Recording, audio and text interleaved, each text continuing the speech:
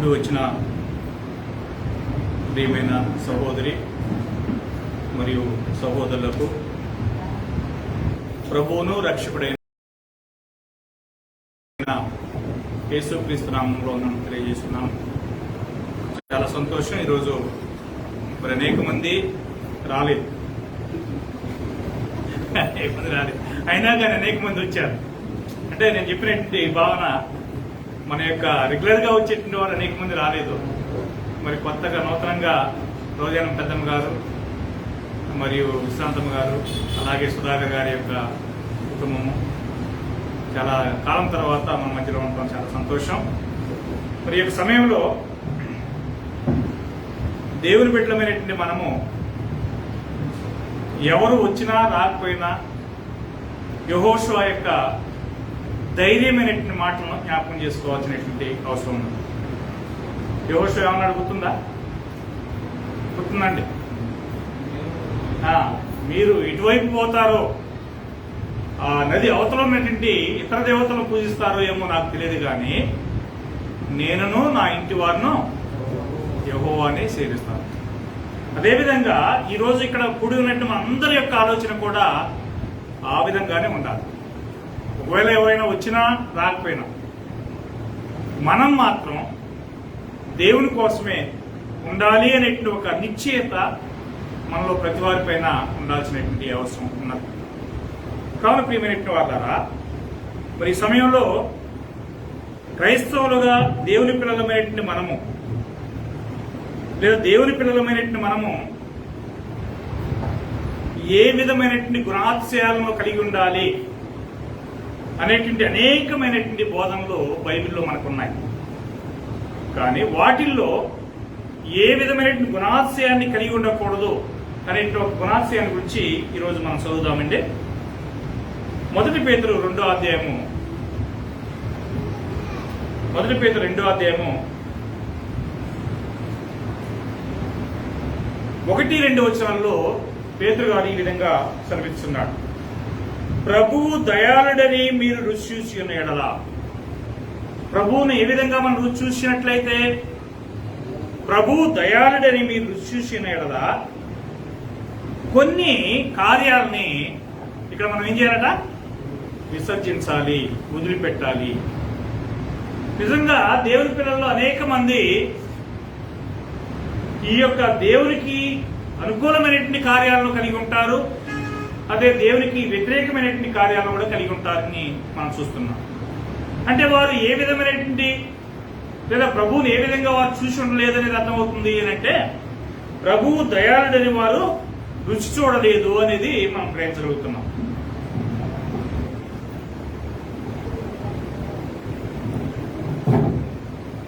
అయితే ప్రభువు దయాళుడని మనం రుచి చూసిన ఎడల సమస్తమైన దుష్టత్వమును, సమస్తమైన కపటమును, వేషధారణను, అసూయను, సమస్త దూషణ మాటలు మాని. చూడండి, ఇక్కడ కొన్ని గుణాతిశయాలను దేవుని పిల్లలమైనట్టు మనం మానాల్సినటువంటి వారమై ఉన్నాము అని చెప్పి తేటగా పేతురు గారు చెప్తున్నాడు. ఎప్పుడు మనం మానడానికి అవకాశం ఉంటుంది? అవి అంటే ప్రభువు దయాళుడని మనం రుచి చూసినట్లయితే, రుచి చూడటం అంటే మనకు అర్థమవుతుంది కదండి. ఏదైనా ఒక పండుని మనం తిన్నప్పుడు చాలా రుచిగా ఉంది అని అంటుంటాం కదా. ఏదైనా ఆహార పదార్థం తిన్నప్పుడు ఎంత రుచిగా ఉందో ఈరోజు అని అంటుంటాం. అంటే అది రుచి, భూసమైన రుచి. కానీ ఇక్కడ ప్రభువు దయాళుడనే రుచి ఎప్పుడు మనకి అర్థమవుతుంది, ఎప్పుడు మనకు తెలుస్తుంది అంటే, ఆయన లోతుగా గ్రహించినప్పుడు, లేదా ఆయన గురించి లోతుగా తెలుసుకున్నప్పుడు ఆయన యొక్క గుణాతిశయాలు మనకు అర్థమవుతాయి. అప్పుడు ఆయన తెలుసుకున్న తర్వాత సమస్తమైన దుష్టత్వమును, సమస్తమైన కపటమును, వేషధారణను, అసూయను అనే పదం చూస్తున్నాను. ఈ యొక్క గుణాతిశయాల్లో ఒకటి అసూయ.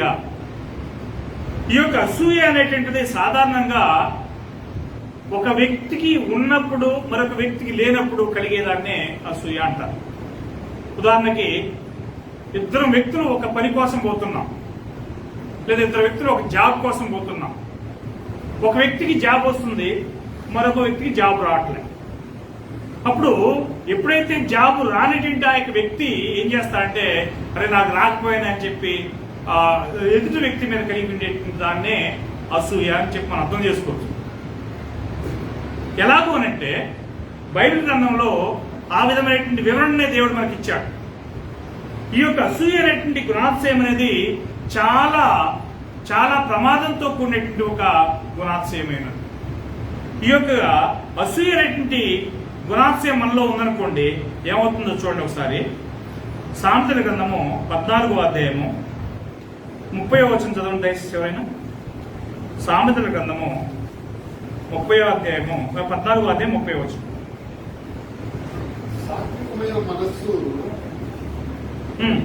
సాత్వికమైన మనస్సు శరీరములకు జీవము, మత్సరము ఎముకలకు కుళ్ళు. చూడండి, ఇక్కడ ఎన్వి అనే పదం ఉపయోగించబడింది, లేదా ఇంకొక పదం కూడా ఉపయోగించబడింది. ఎన్వి అనే ఇంగ్లీష్ పదము, మరి జలస్ అనే పదం కూడా ఉపయోగించబడ్డాయి.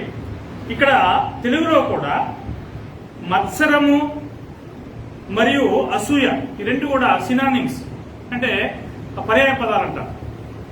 ఇక్కడ ఏం చెప్తున్నాడంటే, సాత్వికమైన మనస్సు శరీరంలోకి ఏమవుతుంది? జీవం అంటే మనకు అర్థమవుతుంది కదా. ఇప్పుడు నాలో జీవం ఉంది కాబట్టి నేను ఏం చేయగలిగాను? ఇక్కడ నిలబడగలిగాను. ఇప్పుడు ఎప్పుడైతే ఒక వ్యక్తి సాత్వికమైనటువంటి మనసు కలిగినటువంటి వాడుగా ఉంటాడో ఆ వ్యక్తి ఆరోగ్యంగా ఉంటాడు అని అర్థం. అయితే ఇక్కడ మనం కింద చూసినట్లయితే మత్సరము ఎముకలకు కుళ్ళు. మత్సరం అంటే యాక్చువల్గా ఆ భాషని మనం ఉపయోగిస్తే ఆ మత్సరం అనేటువంటి ఎముకల కుళ్ళు అనేటువంటి దాన్ని మనం చూసినప్పుడు క్యాన్సర్ గా మనం చూడవచ్చు. క్యాన్సర్ అనేటువంటిది మన శరీర భాగాల్లో ఎక్కడొచ్చినా గానీ ఏం చేయొచ్చు తెలుసా? క్యాన్సర్ అనేటువంటి జబ్బు మన శరీరంలో ఒకవేళ గడ్డల రూపంలోనూ గానీ, లేదా తలలో గానీ, లేదా ఇంకెక్కడన్నా భాగాల్లో వస్తే దాన్ని ఏం చేస్తారంటే కట్ చేసి తీసేస్తారు. అది దాన్ని స్వస్థపరచవచ్చు. కానీ ఈ యొక్క కుళ్ళు అనేటువంటిది బ్లడ్ లో గానీ లేకపోతే ఎముకల్లో గానీ వచ్చిందనుకోండి, అది ఏ విధమైనటువంటి పరిష్కారం ఉండడానికిగా? ఇప్పుడు బ్లడ్ అనేటువంటిది బాడీలో అన్ని ప్రాంతాల్లో ఉంటుంది కదమ్మా. ఈ యొక్క బ్లడ్ లోనే అలాంటి జబ్బు వచ్చిందనుకోండి, ఇక దాన్ని నివారణ చేయడం వీలవుతుందా? కాదు. అదే ఎముకల్లో వచ్చిందనుకోండి, ఎముకలు కూడా శరీరం అంతా కూడా విస్తరించి ఉన్నాయి. ఆ ఎముకల్లో వచ్చినట్టు క్యాన్సర్ కూడా ఏం చేయలేము, మనం నివారించలేము. అందుకని దేవుడు ఏమంటున్నాడంటే మత్సరము ఎముకలకు కుళ్ళు అంటున్నాడు. అంత డేంజర్ అయినది ఈ యొక్క మత్సరము. కాబట్టి ప్రియమైనటువంటి వాళ్ళారా, దేవుని పిల్లలమైనటువంటి మనము ఈ యొక్క మత్సరం అనేటువంటి గుణాతిశయాన్ని కలిగి ఉండకూడదు. చూడండి, ఈ గుణాతిశయం అనేది దేవుని యొక్క నుంచి వస్తుందా, లేకపోతే సాతాను యొక్క గుణాల్లో అది ఒకటా? చూడండి, యాకోబు రాసిన పత్రిక 3వ అధ్యాయము, యాకోబు 3వ అధ్యాయము 16వ వచనం చదవండి.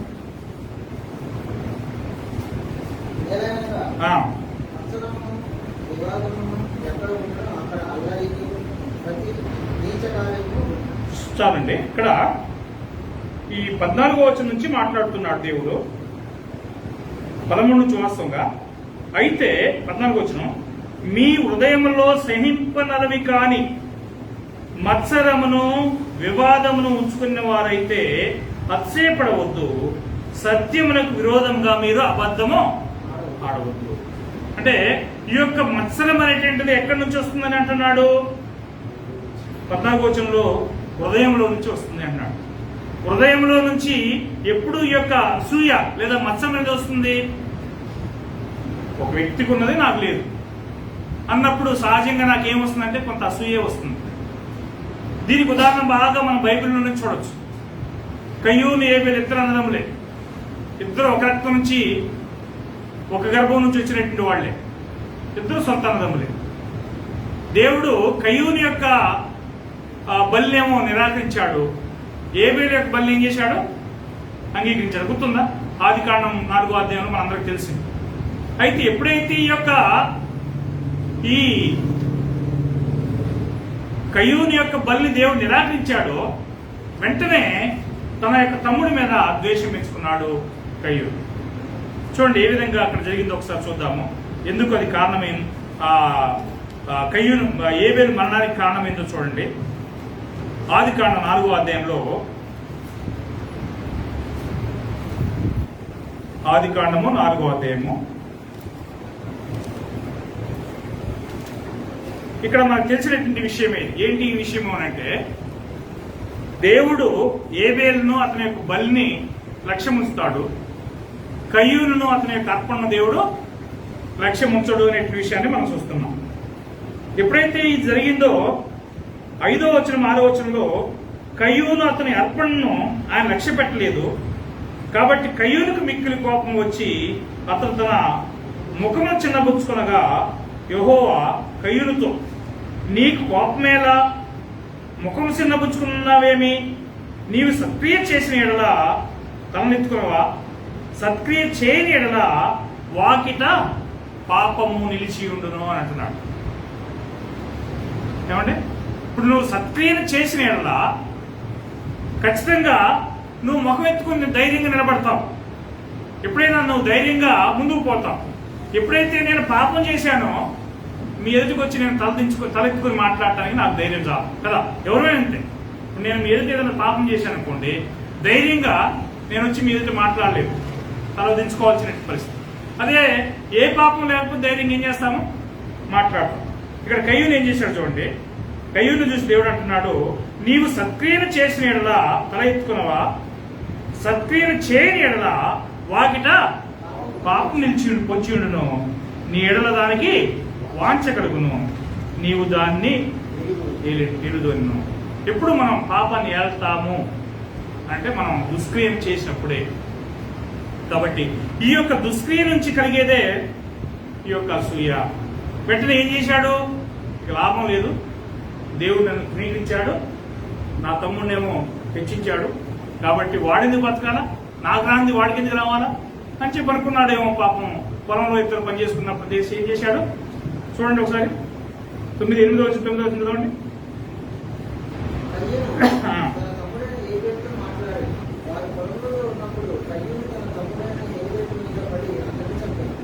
చూశారండి ఏం జరిగింది ఇక్కడ? ఏమన్నా ఏ కోశానన్నా తన తమ్ముడు అన్నయ్యకి ఏమన్నా విరోధంగా పాపం చేశాడా? లేదా ఏమన్నా ఆంతలు పెట్టాడా? లేదు. ఏం చేశాడు అంటే దేవునికి ఇష్టమైనటువంటి కార్యాన్ని అతను చేయగలిగాడు అంతే. ఆ కార్యాన్ని చేసినందువలన ఈ కయ్యూనికి ఏం కలిగింది అంటే అసూయ కలిగింది. ఈ అసూయ చేత తమ్ముడిని చంపేశాడు.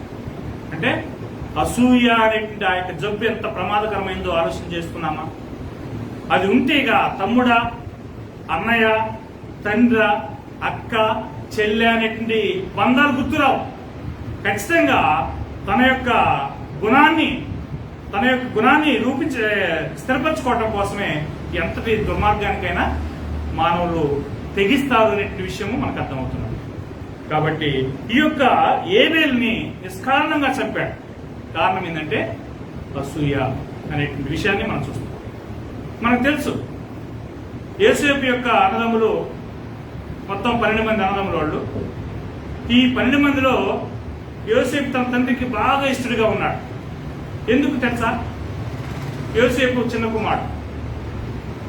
కుమారుడు కాబట్టి తన తండ్రి ఏం చేశాడంటే తనకి ఇష్టమైనటువంటి మంచి నిలుటంగిని ఒకటానికి విచిత్రమైనటువంటి అంగీని గుర్తించి బాగా చూసుకుంటున్నాడు. తప్పుగా ఏ తండ్రికైనా పెద్ద కుమారుడిని చిన్న కుమారుడిని కొంచెం వ్యత్యాసం కలిగి చూసుకుంటాడు. అందుకే పక్షపాతం ఉందని కాదా. పెద్ద కుమారుడిని చిన్న కుమారుడు లేనప్పుడు బాగానే ప్రేమించుకుంటుంటాడు. ఇక పెద్ద కుమారుడు ఎదిగాడు కాబట్టి ఇక మన తర్వాత పుట్టిన వాడిని ప్రేమిస్తాం అనేది సహజమే. అది ఏ కుటుంబంలోనే ఉన్నటువంటి వాస్తవమే కాదు.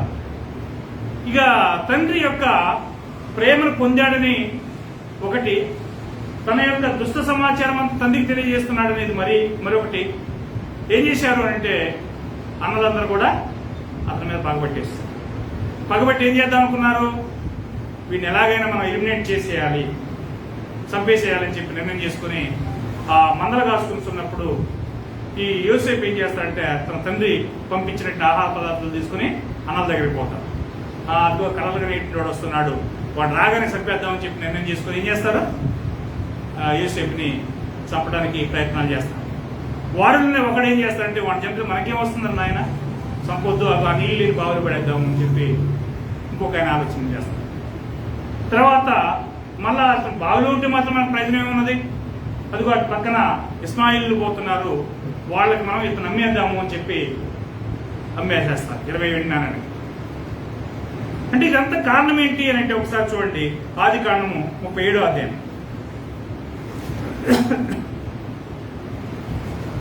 ఆది కాండము 37వ అధ్యాయము 11వ వచనం చూడండి. సహోదరుడు ఆ. అతని యందు అసూయపడి, అయితే అతని తండ్రి ఆ మాట జ్ఞాపకం ఉంచుకొనెను. చూశారు ఎందుకు ఈ యొక్క యోసేపు యొక్క సహోదరులు అతని మీద అసూయపడ్డారంటే? యోసేపు వారికి వ్యతిరేకంగా ఏమైనా తప్పు చేశాడా? వారి మీద ఏమైనా పగపించుకున్నాడా? లేదే. మరి ఎందుకు చేశారు అని అంటే తన తండ్రికి ఇష్టడుగా ఉండటము వారు నచ్చల. రెండోది, అతను 2 కళ్ళగా అంటాడు. ఆ కళల యొక్క భావనను చూసినప్పుడు వాళ్ళకి కొంచెం అసూయ కలిగేసింది. ఏంటి, నీవు మా మీద అధికారం అవుతావా, మమ్మల్ని పరిపాలన చేస్తామని చెప్పి వాళ్ళు ద్వేషించడం మొదలుపెట్టేశారు. ఈ విధంగా ద్వేషించి అతను ఎలాగైనా మనం తప్పించాలి అని చెప్పి ఆలోచన చేస్తాం. అంటే సొంత సహోదరులే కదా. మరి ఈ సహోదరులు ఎంత దుర్మార్గానికి ఒడిగట్టడానికి గల కారణమైనది ఏంటి? గుణాశయము అంటే అసూయ. కాబట్టి దేవుని పిల్లల్లో ఇలాంటి ప్రమాదకరమైనటువంటి ఈ యొక్క గుణాశయము ఎట్టి పరిస్థితుల్లో ఉండకూడదు అనే విషయాన్ని మనం చూస్తున్నాం. కాబట్టి ఈ యొక్క అసూయ అనేటువంటిది ఎవరిలో మొట్టమొదట చోటు చేసుకుంటుంది అనే విషయాన్ని గురించి యోబు మాట్లాడుతున్నాడు. యోబు గ్రంథము 5వ అధ్యాయం. యోబు గ్రంథము 5వ అధ్యాయము 2వ వచనం. దౌర్భాగ్యాన్ని గురించి ఏడ్చుట వలన మూడు నశించెను. 1-2 చూద్దాం. నీవు మరుగలేని వారు అసూయ వలన చచ్చెదరు. ఓకే, ఇక్కడ వాస్తవంగా మాట్లాడుతుంది యోబు కాదు, ఎలీఫజు మాట్లాడుతున్నాడు 4వ అధ్యాయంలో. అది కంటిన్యూషన్ ఆ యొక్క ప్రసంగం. నీవు మరలిన ఎడల నీకు ఉత్తరం ఇయ్యగలవాడు ఎవడైనా ఉండునా? పరిశుద్ధ దూతల్లో ఎవరి తట్టు తిరుగుదువు? దౌర్భాగ్యమును గూర్చి ఏడ్చుట వలన మూడులో నశించుదురు. బుద్ధి లేని వారు అసూయ వలన చచ్చెదరు. అంటే ఇక్కడ మాట్లాడింది యోబు యొక్క స్నేహితుల్లో ఒకడైనటువంటి ఎలీఫజు మాట్లాడినప్పటికీ కూడా ఇది వాస్తవమైనటువంటి కార్యం. ఎందుకు ఆ యొక్క బుద్ధి లేని వారు నశిస్తారట? ఈ అసూయ అనేటువంటి గుణం ఎప్పుడైతే ఈ యొక్క వ్యక్తులు కలిగి ఉంటారో వారు ఖచ్చితంగా నశించుకోవడానికి అవకాశం ఉన్నది అనే విషయాన్ని మనం చూస్తున్నాం. అలాంటి గుణాశయము దేవుని యొక్క బిడ్డల్లో ఎంతమంది కలిగి ఉన్నారు అనే విషయాలను మనం ఇప్పుడు చూద్దాము. ముందుగా రోమీయులకు రాసిన పత్రిక 13వ అధ్యాయము 13వ వచనంలో చూసినట్లయితే అపోస్తలుడైనటువంటి పౌలు ఈ గుణాశయమును దేవుని పిల్లలమైనట్టు మనం కలిగి ఉండొచ్చా లేదా అనే విషయాన్ని గురించి మనకు అక్కడ హెచ్చరిక చేస్తున్నాడు. చదువుదాము. అల్లరితో కూడిన అడ్డపాటులైనను, మత్తైనను లేకయు, కామ విలాసములైనను, పోకిరీ చేస్తులైనను లేకయు, కలహమైనను, మత్సరమైనను లేకయు, పగటి యందు నడుచుకున్నట్టు మర్యాదగా నడుచుకుంది. 14 కూడా మెట్టుకు ప్రభువైన యేసుక్రీస్తును ధరించుకున్న వారై శరీరేచ్ఛలను నెరవేర్చుకున్నకు శరీర విషయమై ఆలోచన చేసుకున్నప్పుడు. రైట్, ఇక్కడ మనం చూసినట్లయితే 13వ వచనంలో అల్లరితో కూడిన ఆటపాటలు అన్నాడు. ఏంటంటే అవి అల్లరితో కూడిన ఆటపాటలు అంటే ఏంటి? ఉదాహరణకి ఏం చెప్పొచ్చు? సినిమాలు, పబ్బులు, ఆ తర్వాత డ్యాన్స్ ప్రోగ్రామ్స్, ఆ తర్వాత ఇంకా రాగమూత్ర విందులు, ఇవన్నీ కూడా అల్లరితో కూడినటువంటి ఆటపాటల కిందకి వస్తాయి. తర్వాత కామ విలాసములైనను, పోకిరి చేష్టలైనను లేక కలహమైనను, మత్సరమైనను లేకయు, పగటి యందు నడుచుకున్నట్టుగా మర్యాదగా నడుచుకుందాము అంటున్నాడు. అంటే ఈ యొక్క గుణాలు దేవుని పిల్లలమైనట్టు మనము కలిగి ఉండకూడదు అని చెప్పి దేవుని యొక్క లేఖనాల్లో పౌలు గారు మనల్ని హెచ్చరిక చేస్తున్నాడు. ఈ గుణాలు కలిగి ఉన్నట్లయితే మనం ఎదగడానికి ఏముండదో అవకాశం ఉండదు.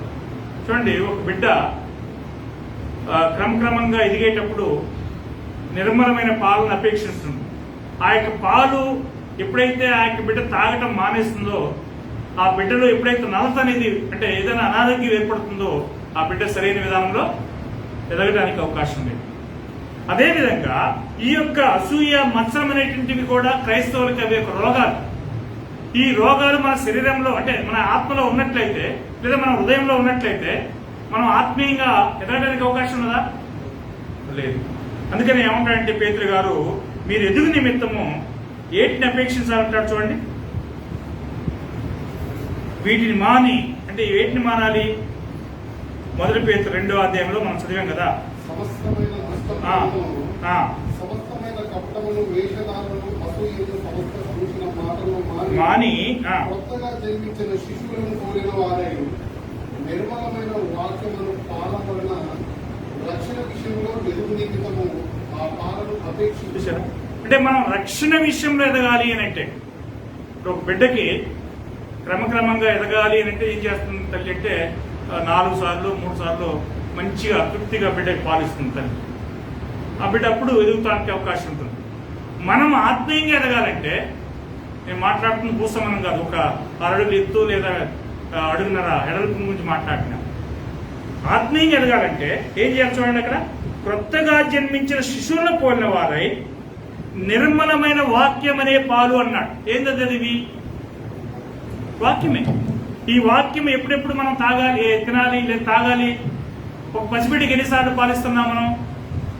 విశ్రాంతం గారు ఎన్నిసార్లు ఇచ్చినాము పాలు? ఒక 3 సార్లు 4 సార్లు ఇచ్చుంటారు కదా ఒక రోజుకి. ఎవరైనా అంతే. నేను కూడా దాన్ని ఏమంటారంటే పిల్లలు 4 ఏళ్ళ దాకా పాలు మరణ వాళ్ళు ఏమంటారండి కొంత చెప్పేవాళ్ళు ఊళ్ళో మంకుపాలు అంటారు. ఆ విధంగా తాగి పిల్లలు పుష్టిగా ఉంటారు. అలాగే ఇక్కడ మనము రక్షణ విషయంలో ఎదగాలంటే నిర్మలమైన వాక్యము అంటే దేవుని యొక్క మాట, దేవుని యొక్క మాటల వలన మనము ఎదగాల్సినటువంటి అవసరం ఉంది. కాబట్టి వాటిని ఏం చేయాలా?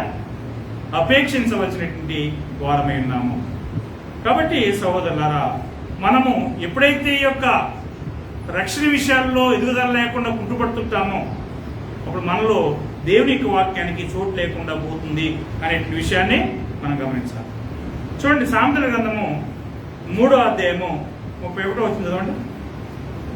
సామెతలు 3:31.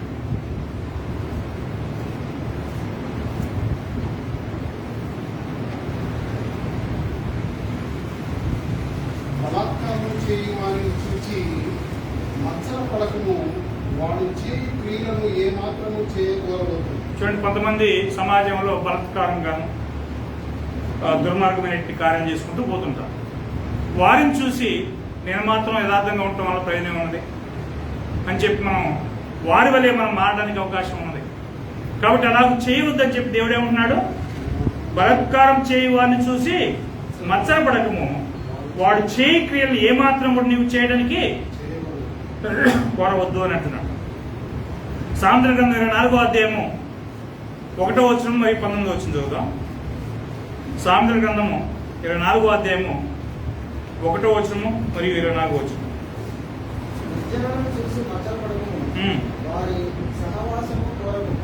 రైట్. 19వ వచనం.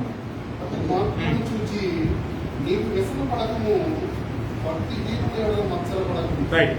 అంటే ఇక్కడ మనం ఏం చెప్తున్నాడు దేవుడు? దుర్మార్గులను చూసి లేదా భక్తిహీనులను చూసి మనం ఏం చేయకూడదు? మనం మత్సరపడకూడదు అంటున్నాడు. ఇక ముఖ్యమైనటువంటి అంశానికి వద్దాము, అంటే మెయిన్ సబ్జెక్ట్ వద్దాము. ఇక్కడ కొంతమంది మరి పెద్ద పెద్ద నాయకులే బైబిల్లో మరి మరొక వ్యక్తిని చూసి అసూయపడినటువంటి సందర్భాలని బైబిల్లో మనం చూస్తున్నాం. చూద్దాము. మొదటగా అబ్రహాం కుమారుడైనటువంటి ఇస్సాకు మీద ఆనాటి కాలంలో జీవించినటువంటి ఫిలిస్తీన్లు ఏ విధంగా అసూయపడ్డారో ఒకసారి చదువుదామండి.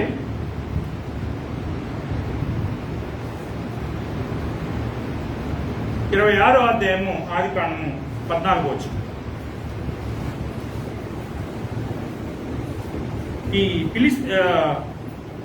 ఇస్సాకు ఈ ఫిలిస్తీ దేశంలో చక్కగా అభివృద్ధి పొందుతుంటారని చూసి వాళ్ళు ఏం చేశారో చూడండి ఒకసారి. అతనికి గొర్రెల ఆస్తియు ఆ, గొడ్ల ఆస్తియు దాసులు గొప్ప సమూహములు కలిగినందున ఫిలిష్తీయులు అతని యందు అసూయపడిరి. అతని తండ్రి అయిన అబ్రహాము దినములలో అతని తండ్రి దాసులు తవ్విన బావులన్నిటిని ఫిలిష్తీయులు మన్ను పోసి పూడ్చివేసి. చాలు. అంటే ఇక్కడ ఎప్పుడైతే ఈ యొక్క ఇస్సాకు ఎదుగుతున్నాడో ఆ దేశంలో ఉన్నటువంటి ఫిలిష్తీయులు ఏం చేశారు? అతనిపైన అసూయపడ్డారు. ఇది సహజంగా ప్రతి మనుషుని కూడా ఎదురయ్యేటువంటి ప్రమాదకరమైనటువంటి ఒక గుణం ఇది. అనేక సందర్భాల్లో మనం ఎదుగుతున్నాం అనుకోండి, ఇతరులు మన మీద అసూయ పడుతుంటారు, వారవకుండా ఉంటారనే విషయాన్ని ఇక్కడ మనం చూస్తున్నాం. అదేవిధంగా మరి 18వ అధ్యాయము మొదటి సమయంలో చూసినట్లయితే ఇక్కడ దావీదు యొక్క కాలంలో దావీదు ఫిలిష్తీయుడైన గొలియాతును చంపి తిరిగి వస్తున్న సమయంలో అక్కడ ఏం జరిగిందో ఒకసారి అది మనం గుర్తు చేసుకుందాము. మొదటి సమయం 18వ అధ్యాయము అక్కడ జరిగిన విషయాన్ని మీకు వివరిస్తాను. ఈ ఫిలిష్తీయుడైన గొలియాతు 40 దినాలు ఇశ్రాయేలుతో సవాల్ చేస్తున్నాడు. మీలో ఎవడైనా నన్ను సంపదలిగేటిని మనవాడు ఉంటే వాడు నన్ను చంపితే మేమందరం కూడా మీకు దాసులం అవుతాము అని చెప్పి ఇశ్రాయేలుకు సవాల్ చేస్తున్నాడు. ఒకవేళ నేను వాడిని చంపితే, అంటే మీలో నా మీదకి వచ్చినటువంటి వాడిని నేను చంపితే మీరందరూ కూడా మాకు దాసులు కావాలి అని చెప్పి వాళ్ళు ఏం చేశారంటే ఒక సవాల్ చేశారు ఇశ్రాయేలుతో. ఎవరికి కూడా ధైర్యం లేదు, ఎవరు కూడా భయపడిపోతున్నారు, గర్భం పంపుతున్నారు. అప్పుడు బాలుడైనటువంటి దావీదు వచ్చి నేను పోయి ఆ యొక్క సున్నతులైన ఫిలిష్తీయునితో పోరాటం చేస్తానని చెప్పి ముందుకు పోతాడు. ఇక పోయిన తర్వాత ఆ యొక్క ఫిలిష్తీయుని ఒడిసెల రాయి చేత, ఒకే ఒక రాయి చేత అతన్ని నొస్తులు కొట్టి పడగొట్టి చంపేసినట్లుగా మనం చదువుతాం. ఎప్పుడైతే ఇతను చంపేశాడో ఫిలిష్తీయులు అందరూ కూడా చెట్టుకోకుండా పుట్టుకోవడం పారిపోతారు. ఇప్పుడు ఇశ్రాయేలుకి గొప్ప రక్షణ వస్తుంది. అదన ఆ యొక్క రక్షణను చూసినటువంటి ఇశ్రాయేల్ స్త్రీలు ఏం చేస్తారు అని అంటే ఒక పాట పాడుతుంటారు. ఆ పాట పాడినప్పుడు సౌలు ఏం చేస్తాడో ఒకసారి చదువుదాం. ఆ మొదటి సమయంలో 18వ అధ్యాయం 8-9 వచనాలు చూడండి. 6 నుంచి చదువుదాం. వాస్తవంగా దావీదు ఫిలిష్తీయుని హతము చేసి తిరిగి వచ్చినప్పుడు స్త్రీలు ఇశ్రాయేలుల ఊళ్ళన్నిటిలో నుండి సంబులతోనూ సంబరములతోనూ వాయిద్యులతోనూ పాడుతూ నాట్యమాడుతూ రాజైన సౌలును ఎదుర్కొన్నటకై వచ్చిరి. ఆ స్త్రీలు గాన ప్రతిగానములు చేస్తూ వాయిద్యుతూ సౌలు వేల కొలదియు దావీదు 10,000 కొలదియు శత్రువులను హతము చేసిరనిది.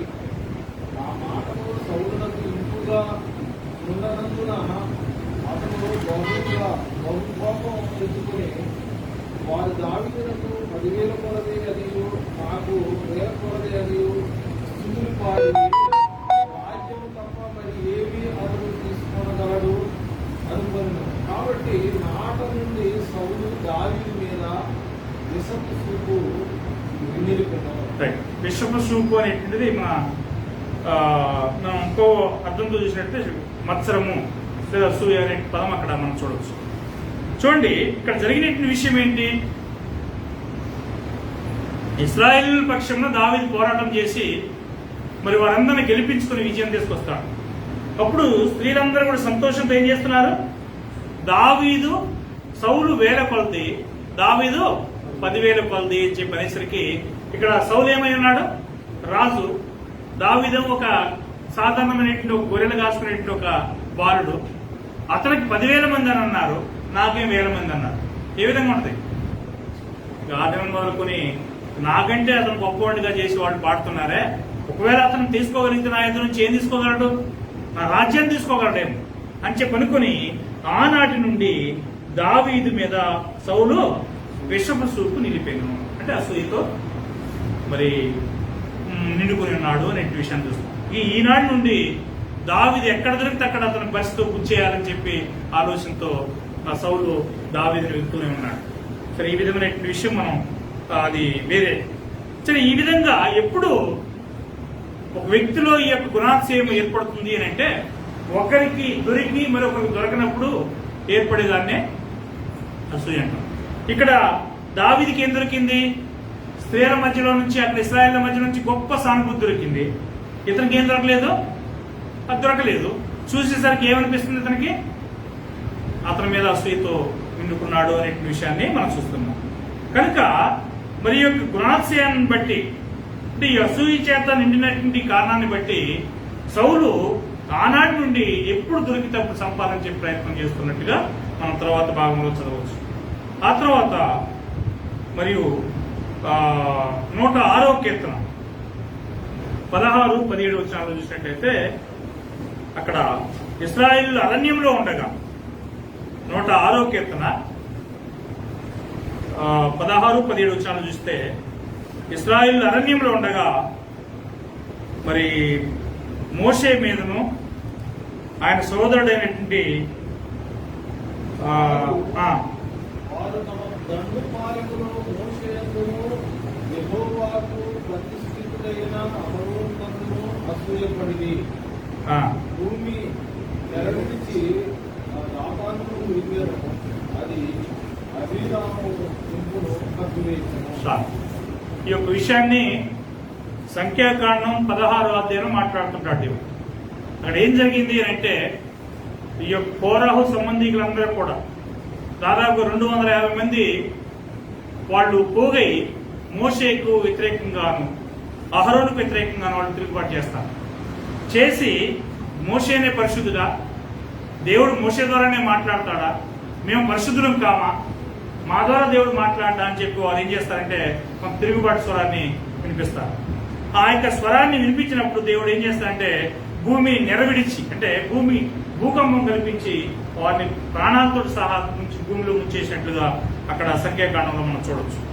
ఎందుకు ఇది కారణమైంది అని అంటే జనులు అహరోను మీదను మోషే మీద ఏం చేశారు? అసూయ పడ్డారు అనే విషయాన్ని మనం చూస్తున్నాం. ఈ యొక్క అసూయ పట్టడం వలన వారికి ఏమైందంటే ప్రాణాలను పోగొట్టుకోవాల్సిన పరిస్థితి వచ్చింది. తర్వాత మనం చూసినట్లయితే ఆదికాండం 30వ అధ్యాయం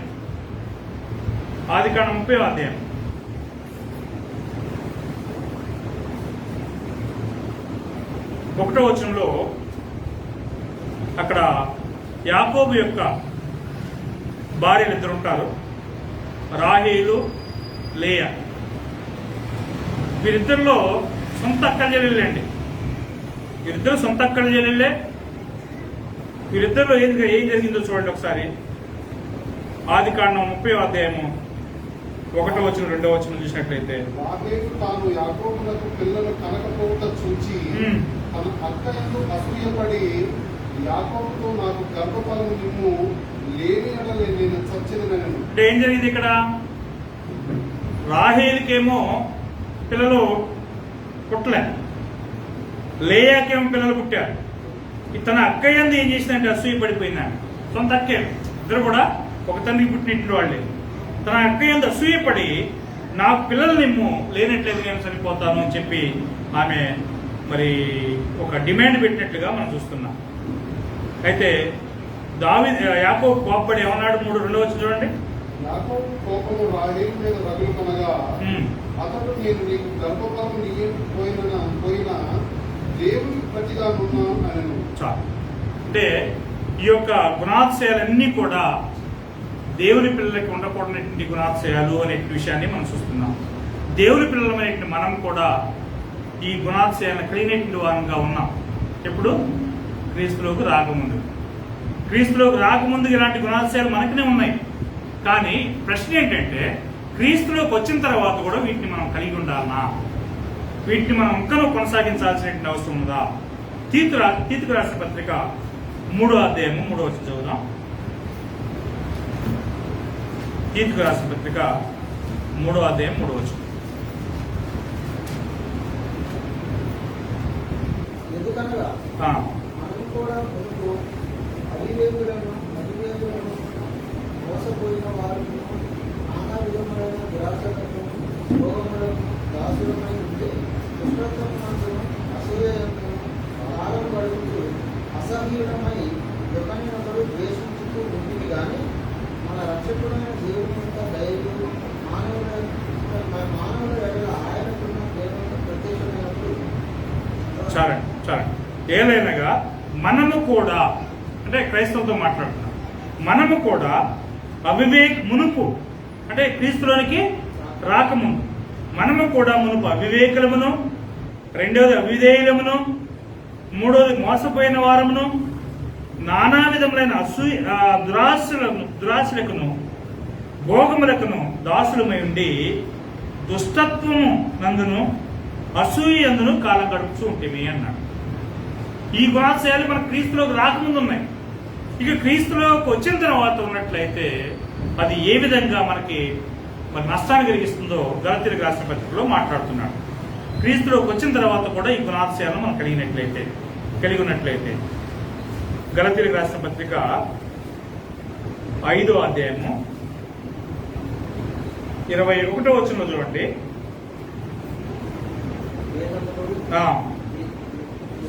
విమతములు, అసూయలు, మత్తతలు, అలలతో కూడిన ఆటపాటలు మొదలైనవి వీటిని గూర్చి నేను చెప్పిన ప్రకారము ఇది వాటిని చేయవారు దేవుని రాజ్యమును స్వతంత్రించుకోవాలని నీతో స్పష్టముగా చెప్తున్నాను. చూసారు కింద భాగంలో ఏం చెప్పాడు?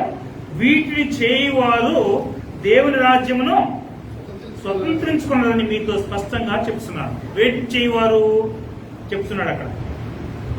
భేదములు, తర్వాత విమతములు, అసూయలు, మత్తతలు అని అనేకమైన గుణాశయాలు ఇచ్చాడు.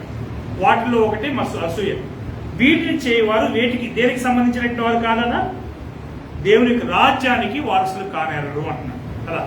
ఇప్పుడు దేవుని రాజ్యానికి మనం వారసులు కావాలంటే మనలో ఉన్నటువంటి యొక్క భూ సంబంధమైనటువంటి గుణాశయాలన్నింటినీ ఏం చేయాలి? మనం విడిచిపెట్టాల్సినటువంటి అవసరం ఉన్నది. ఇవి ఉన్నట్లయితే మనలో ఎదుగుదల అనేటువంటిది జరగదు అనే విషయాన్ని గురించి 1-2 వచనాలు చూసుకుని మనం పాఠాన్ని ముగించుకుందాం. 1 కొరింథీయులకు రాసిన పత్రిక 3వ అధ్యాయం అండి. వీళ్ళు కొరింథీయుల్లో ఈ గుణాశయాలు ఉన్నందువలన వారు ఏం చేయలేకపోయారు చూడండి. అక్కడ సహోదరులారా, 1వ వచనం, సహోదరులారా, ఆత్మ సంబంధమైన మనుషులతో మాట్లాడినట్లు నేను మీతో మాట్లాడలేకపోతే శరీర సంబంధమైన మనుషులే అనియు క్రీస్తునందు పసిబిడ్డలే అనియు మీతో మాట్లాడవలసి వచ్చాను అన్నాడు. అంటే వాళ్ళు ఏ విధమైన వ్యక్తులు కాదట? ఆత్మ సంబంధమైన వ్యక్తులు కాదు. ఏ విధమైన వ్యక్తులై ఉన్నారు? వాళ్ళు శరీర సంబంధులై ఉన్నారు.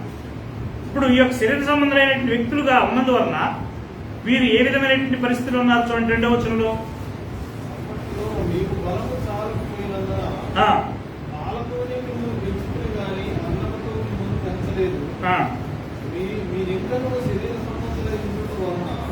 ఇప్పుడు మీరు బలహీనులై ఉన్నారు కారా?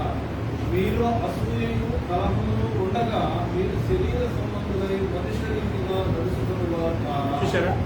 మీలో అసూయయు కలహమును ఉండగా, అంటే ఎప్పుడైతే ఈ యొక్క అసూయ కలహము మన మనసులో ఉంటుందో మనం ఏ విధమైనటువంటి మనసు కలిగినటువంటి వారమై ఉన్నాం?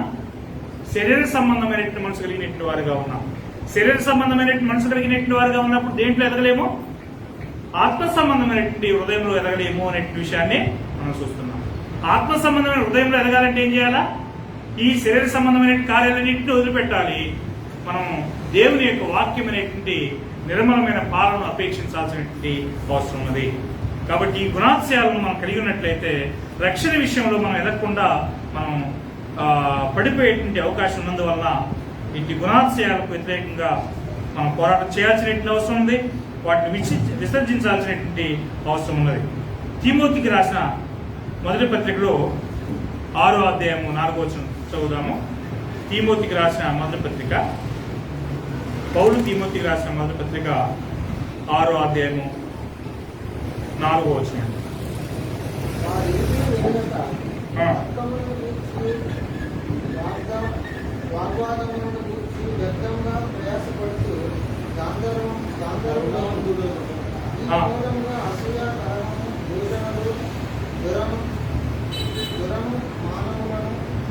సరే, ఇక్కడ మనం చూసుకుంటూ పోతే ఇక్కడ ఎవరి గురించి మాట్లాడుతున్నా అంటే గర్విష్ఠుల గురించి మాట్లాడుతున్నాడు. దైవభక్తి విషయంలో దైవభక్తి లేని వారి గురించి మాట్లాడుతున్నాడు. ఇలాంటి వారు వాడేమీ ఎరగక తర్కములు గూర్చి వాగ్వాదములు గూర్చి వ్యర్థముగా ప్రయాసపడుచు గర్వాంధుడవును. వీటి మూలంగా ఏమవుతుంది? ఏం పుడతాయి? అసూయ కలహాలు పుడతాయి కదా. ఈ యొక్క అసూయ కలహాలు ఎక్కడ పుడతాయంటే ఎక్కడైతే గర్వం ఉంటుందో, అహంకారం ఉంటుందో అక్కడ పుడతాయి. ఈ యొక్క అహంకారం గాని గర్వం గాని ఎవరి గుణాశయాలవి? సాతానియా లేదా దేవునియా? చూడండి, ఒక చివరిగా వచ్చి ప్రశ్న చదువుతాం. యాకోబు రాసిన పత్రిక 3వ అధ్యాయము. ఇక్కడ 2 రకాలైన జ్ఞానాల గురించి మాట్లాడుతున్నాడు.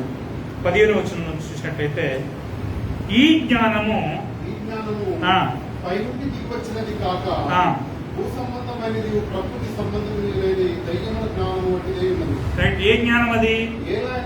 ఏలైనగా మత్సరమును వివాదమును ఎక్కడ ఉంటున్నో అక్కడ అల్లరియు ప్రతి నీచ కార్యమును ఉంటును.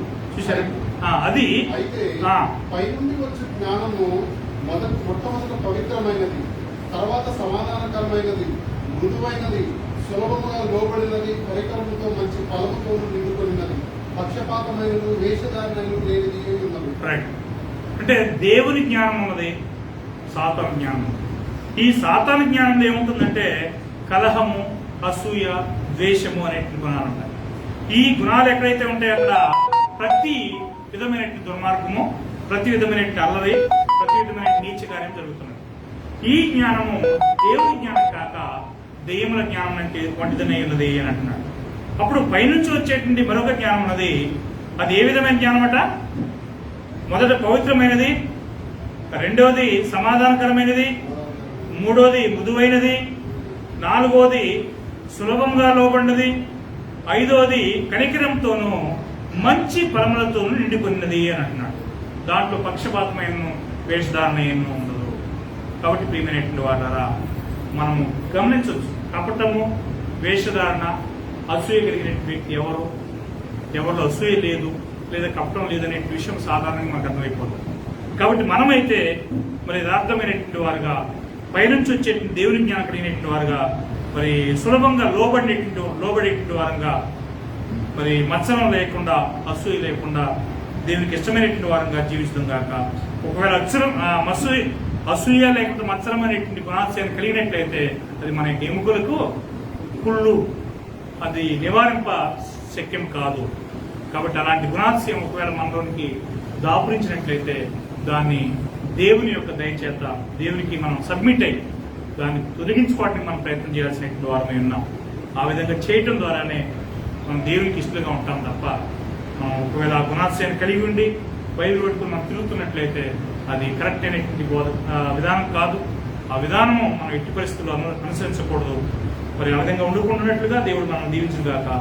ఓపికతో తిన్నట్టు మీ అందరికీ, ప్రత్యేకంగా మరి సుధాకర్ బ్రదర్కి, వారి కుటుంబానికి, అంటే ఈ రోజు వచ్చారు వారి కుటుంబానికి ప్రత్యేకమైనటువంటి వందనాలు తెలియజేస్తున్నాను.